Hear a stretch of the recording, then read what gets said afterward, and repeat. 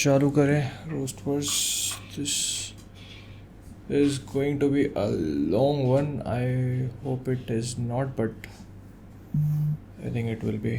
All right ladies and gentleman, भाई और बहनों, मुझे लग रहा था कि हमारे रोस्टवर्स की हालत भी सोनी के क्रेवन द हंटर मूवी जैसी होती जा रही है, जिसको वो लोग डिले पे डिले करते जा रहे हैं. तो मैंने सोचा अब नहीं, बहुत घूम फिर लिए, जाके सबसे पहले रोस्टवर्स रिकॉर्ड किया जाएगा. इसीलिए आते ही सीधे बैठा हूँ, रोस्टवर्स रिकॉर्ड कर रहा हूँ. तो सबसे पहली खबर आते हुए captain America brave new world की तरफ से, जिसमें हम लोगों को टॉरस जो फैल्कन इस पिक्चर में अपेयर होगा उसकी फर्स्ट लुक देखने को मिल चुकी है. इसको आप ऑफिशियली मान सकते हो, हालांकि मार्वल की तरफ से ऑफिशियल नहीं है, लेकिन किसी चीज के कवर पे देखने को मिल चुका है. और इसको देखकर ऐसा लग रहा है कि इसमें ये चिड़िया जैसा नहीं होगा, क्योंकि कॉमिक बुक्स में बिल्कुल चिड़िया है. मैं सच बता रहा हूं, मैंने पहले सोचा था जिस तरह से इस पूरे प्लॉट को लोग प्ले आउट करने की कोशिश कर रहे थे कि इस मूवी का प्लॉट बहुत डीपली कनेक्टेड होगा टॉरस के चिड़िया बनने से, क्योंकि कॉमिक बुक्स में ये लिटरली लगता है वैसा. फिर इसके बाद रेसलमेनिया में हील का कैरेक्टर प्ले करने के बाद मुझे लगता है कि रॉक भाई साहब असल जिंदगी में भी वो बन चुके हैं, क्योंकि द रेड वन जो उनकी अगली मूवी आ रही है उसे लेकर इनके ऊपर सीरियस एलिगेशंस लगाए जा रहे हैं. ऐसा बोला जा रहा है कि ये सेट पर 7 से 8 घंटे लेट आ रहे थे, जिस कारण से मूवी को करीब 50 से 60 मिलियन का नुकसान हो सकता है. और ये सुनकर उनके साथ काम करने वाले और भी कई सारे लोग सामने आ रहे हैं. तो बहुत ही छोटी सी बात है, ये बंदा पानी पीने की बोतल में पेशाब कर देता है ताकि टाइम बच सके. ले मूद दिया तेरे पानी पीने की बोतल में. और इसी से अगर आप लोग रोमन रेंस के डब्ल्यूडब्ल्यूई में रिटर्न करने का इंतजार कर रहे थे तो ऐसा होने नहीं वाला, क्योंकि वो नई पिक्चर शूट कर रहा है. इस पिक्चर का नाम है द गुड फॉर्च्यून, और इसमें सिर्फ रोमन रेंस नहीं बल्कि कियानू रीव्स भी होंगे. ये एक एक्शन कॉमेडी टाइप की मूवी है जो हाइस्ट वगैरह पे फोकस करेगी, तो वो इतनी जल्दी वापस नहीं आ रहे. फिर द लिटिल मर्मेड मूवी का पोस्टर दिखाया गया, जो एक्चुअली में हॉरर मूवी होने वाली है. इसका प्लॉट कुछ ऐसा होगा कि एश्ली नाम की एक साइंटिस्ट जो एक आइलैंड पे पहुंचती है और उसको पता चलता है जिस आइलैंड पे वो आई है वहां पर कुछ ही बहुत खतरनाक टाइप की चीजें चल रही है.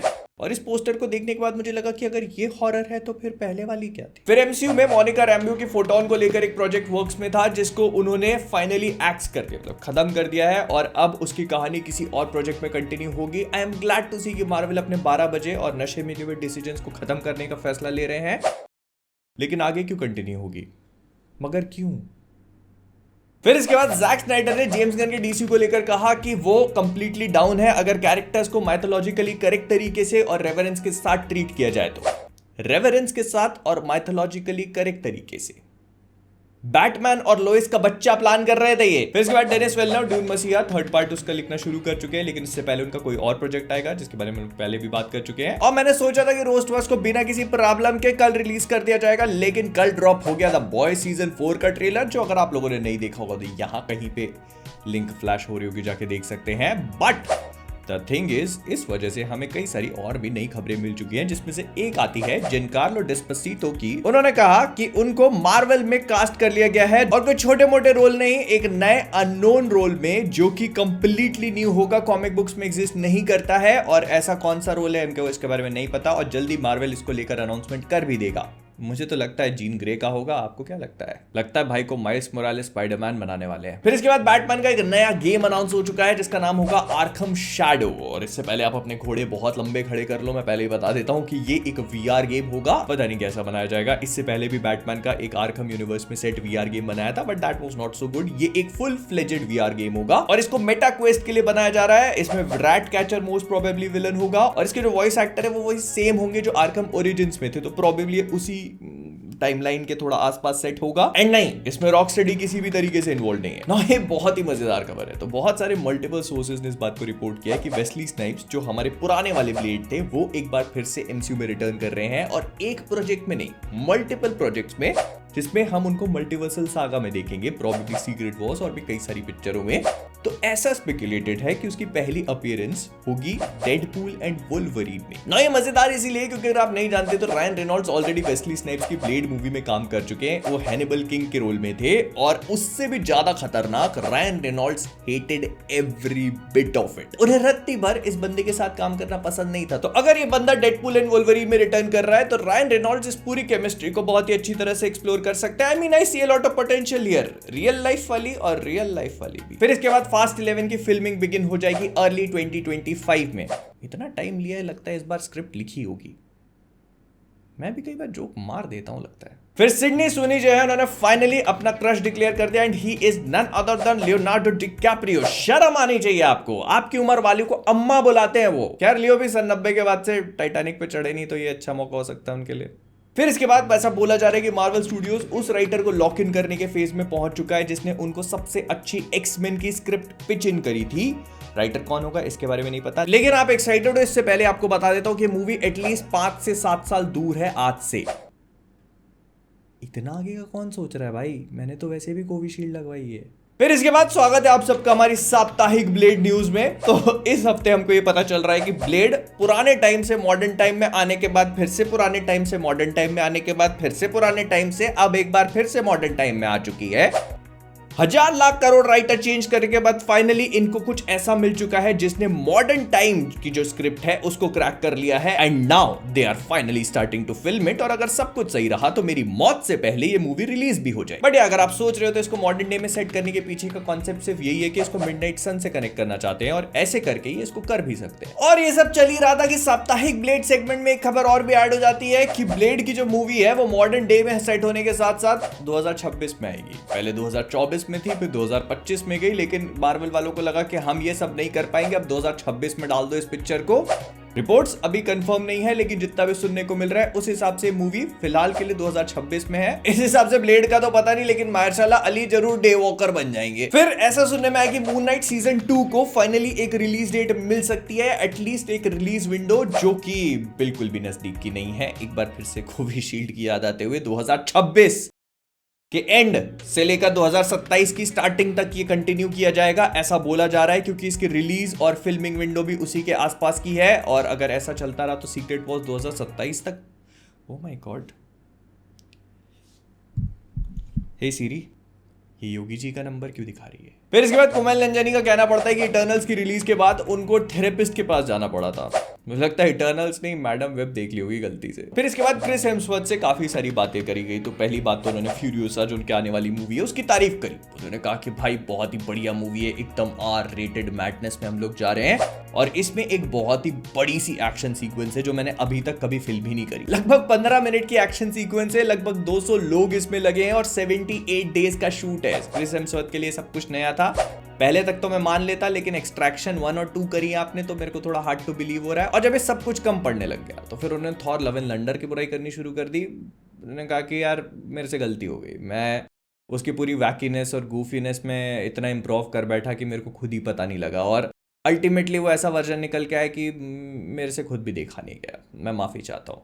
अब जब आप खुद ही नहीं कर पा रहे तो हम आपको कैसे करते हैं माफ। फिर पॉल वॉल्टर हॉजर को फाइनली फैंटास्टिक फोर के किसी एक रोल के लिए कास्ट कर दिया गया है। अब ये रोल कौन सा होगा अभी तक रिवील नहीं किया गया। इनको आप बेटर कोबरा काय में स्टिंगरे के नाम से जानते होंगे and he is a very good actor. लेकिन मेरे को जहां तक लगता है 2 रोल इनके लिए परफेक्ट हो सकते हैं स्टिंगरे का रोल देखते हुए, हर्बी की वॉइस या फिर मोलमैन, जिसके रूमर्स हैं इस मूवी में अपेयर होने के। और अगर ये बंदा मोलमैन के रोल में अपेयर होता है तो फैंटास्टिक फोर मूवी में और भी बहुत सारी चीजें हो सकती है, जिसके बारे में मैंने फैंटास्टिक फोर वाले वीडियो में बात करी, यहाँ कहीं पे होगा। फिर स्वागत है आप सभी का हमारी साप्ताहिक डेडपूल न्यूज में। और इस हफ्ते एक्चुअली पुराने 2 हफ्ते की भी मिला के बहुत सारी हैं, तो एक एक करके सब पे बात करना शुरू करते हैं। सबसे पहले रीशूट्स। हम सबको पता है कि डेडपूल के काफी एक्सटेंसिव रीशूट्स चल रहे हैं और मई तक चलेंगे ऐसा बोला जा रहा है। लेकिन इसके लिए हमको चिंता करने की जरूरत नहीं है, क्योंकि जितनी भी इंफॉर्मेशन निकल के आ रही है तो वो स्टोरी को कुछ भी चेंज नहीं कर रहे हैं, क्योंकि जो मेकर्स हैं वो स्टोरी से काफी खुश हैं। और जितने भी रीशूट्स हैं वो सारे के सारे इसमें कैमियोज ऐड करने के लिए हैं। दुनिया जमाने के कैमियोज देखने को मिलेंगे ऐसा सुनने को मिल रहा है,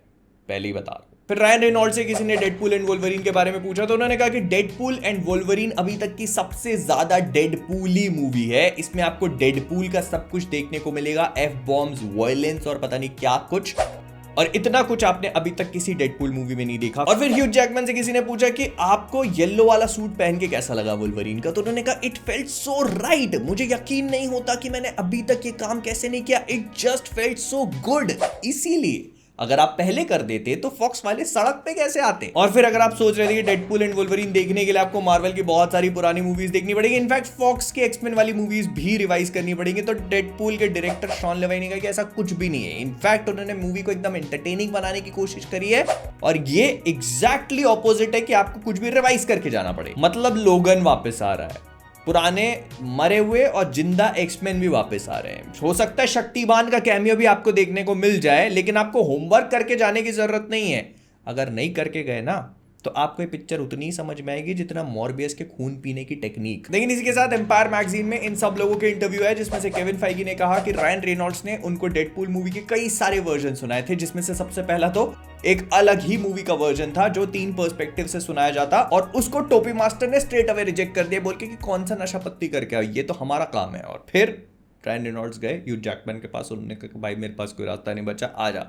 ह्यू जैकमैन ने एक लंबी ड्राइव करी, सोचा इस बारे में, रायन को कहा कि भाई मैं तैयार हूं। और इसी के बाद हमें फाइनली डेडपूल मूवी का एक नया सिनॉप्सिस मिल चुका है, जिसको सुनकर I was really excited for it. लेकिन आपको भी सुना देता हूं। इस सिनॉप्सिस के हिसाब से डेडपूल एंड वोल्वरीन जो है वो टीवी के साथ मिलकर सिर्फ इस यूनिवर्स में जितने भी विलन्स हैं उनको खत्म करने का काम नहीं करेंगे। मतलब वही डेडपूल एंड वोल्वरीन की केमिस्ट्री के साथ हमको एमसीयू के पुराने मोमेंट्स दोबारा देखने को मिलेंगे, जो हम लोग एक बार पहले भी सोच रहे थे, एज ऑफ अल्ट्रॉन वाले और रैग्नारॉक वाले। क्या वो सच में हो सकता है? तो इस सिनॉप्सिस के हिसाब से हाँ। और मैं पहले ही बता दे रहा हूं, जैसे ये सिनॉप्सिस इंटरनेट पे जंगल में लगी हुई आग और बाथरूम में करी हुई पेशाब की तरफ फैलना शुरू हुआ, वैसे ही इसको मार्वल वालों ने तुरंत ही गायब कर दिया, जैसे एग्जिस्ट ही नहीं करता। That makes it more clearer कि ये सच हो सकता है। लेकिन सिर्फ डेडपूल एंड वुल्वरीन तक मार्वल की कहानी खत्म नहीं हो जाती, क्योंकि उसके बाद और भी मूवीज आनी है, और उनमें एक सबसे बड़ा प्रोजेक्ट है एवेंजर्स 5 का। और मार्वल ने अब उसको लेकर फाइनली कुछ इंफॉर्मेशन निकालनी शुरू कर। मार्वल तो कुछ नहीं निकालता, हमको पता लगनी शुरू हो चुकी है। तो बेसिकली ऐसा बोला जा रहा है कि मार्वल ने अपने जितने भी एक्टर्स हैं उनको बोला है अपने स्केड्यूल्स क्लियर कर देने के लिए, क्योंकि वो एवेंजर्स 5 को लेकर अब फाइनली आगे बढ़ रहे हैं और उनकी एक स्क्रिप्ट रेडी है। लेकिन उन्होंने उन एक्टर्स को बोला है जिनको आप एक्सपेक्ट नहीं कर रहे हो, because it is not going to be that Avengers movie जो हम लोग सोच रहे हैं। इसमें हम लोग कंपैरेटिवली फेज 4 और 5 के नए सुपर हीरोज को देखेंगे जो एवेंजर्स टीम को फॉर्म करेंगे, एंड कुछ ब्लंडर होगा उन लोगों से, और तभी हम लोग सीक्रेट वॉर्स में जाएंगे। तो उन सारे एक्टर्स को अपने स्केड्यूल्स क्लियर करने के लिए बोला गया है फिलहाल के लिए, ताकि ये लोग एवेंजर्स 5 की शूटिंग को स्टार्ट कर सके। लेकिन हाँ, खुशखबरी ये है, जश्न की तैयारियां इसीलिए करवानी है मामा, क्योंकि एवेंजर्स 5 की स्क्रिप्ट और एक प्लान अब इन प्लेस है। खैर, तो ये था इस हफ्ते का रोस्टवर्स जो भी मैंने इकट्ठा किया था। अगर आप लोगों ने फैंटास्टिक 4 वाला वीडियो नहीं देखा तो यहाँ कहीं पर होगा, प्लीज को चेक इट आउट, उसमें बहुत कुछ है, बहुत कुछ। तो जाने से पहले कॉमिक वर्स से मैं हूं मोहित, और अगर वीडियो को लाइक नहीं किया तो मॉर्बियस के खून पीने की टेक्निक वो खुद ही बताएगा आपको।